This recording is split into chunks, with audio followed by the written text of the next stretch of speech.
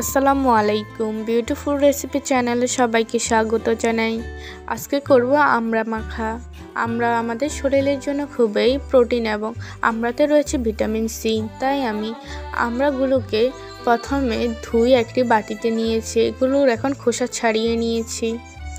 খোসা ছাড়ানো হয়ে গিয়েছে, এখন সুন্দর শেপে কেটে নিব। আপনারা বিভিন্ন শেপে কাটতে পারেন। আমি এই শেপে কেটে নিয়েছি। আমরাতে এখন সব উপকরণ মেখে নিব। সবগুলো উপকরণ নিয়েছি।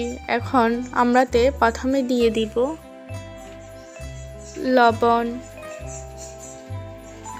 তারপরে দিলাম মরিচের গুঁড়ো, আপনারা ঝাল অনুযায়ী দিতে পারেন। তারপরে দিলাম শুকনো মরিচের গুঁড়ো, তারপরে দিলাম কাঁচামরিচ, তারপরে দিব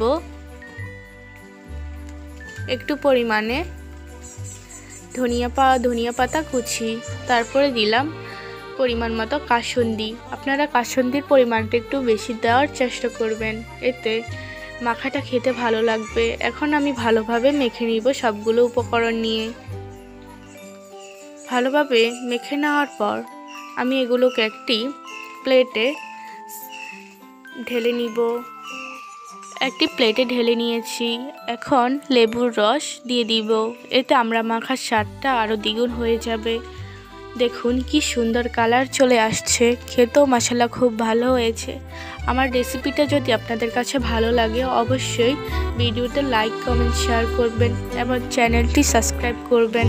আল্লাহ হাফেজ।